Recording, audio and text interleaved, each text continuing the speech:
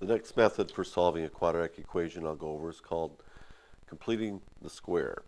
And I want to take an example from the book, one of the problems out of the book, number 71, x squared minus 6x minus 11 equals 0.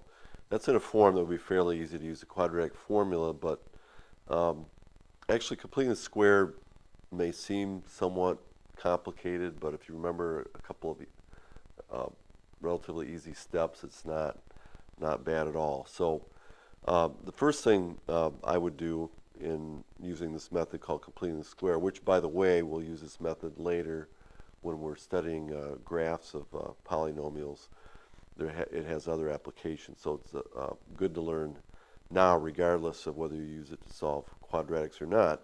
But the first thing I would do is I'd put 11 on the other side.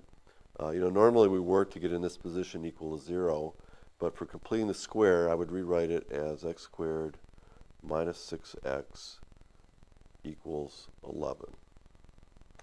Okay, now we need to find a number to put on this side that will allow us to write this as something squared. And the method we use is we look at the coefficient of the x term. In this case it's negative 6. And the first thing we do is we divide that by 2, which is negative 3. And then the second thing we do is we take that number and square it, and we get 9. So once we have that number, what you do with that is you take it and you add it to both sides. If we add it to this side, of course, we have to add it to this side to keep things equal. Okay, and the reason why we found this number in particular is so we can write this as either x plus a number squared or x minus a number squared.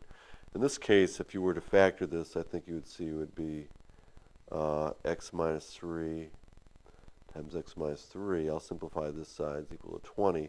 So what we get is x minus 3 squared equals 20.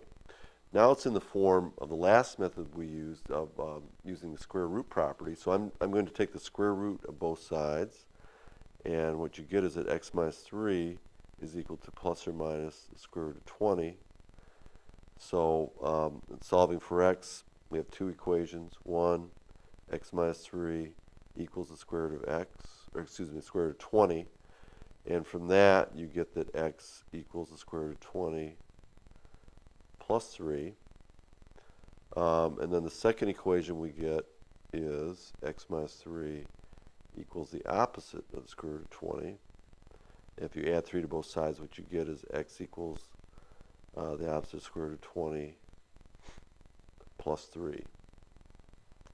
So our answers, and I prefer to switch the 3 and the square root of 20 around. So I'm going to write the answer as x equals 3 plus the square root of 20, or x would be equal to 3 minus the square root of 20. So again, the method is you take the original equation. If there's a number on this side, put it on the other side. In this case, I added 11 to both sides. Then we want to look at this coefficient of the x term, divide it by 2, and then square that number to find the number you need to add, so you can write it like this as a square. So I add 9 and 9 in this case. And then we use the square root property from there like we did in the previous example.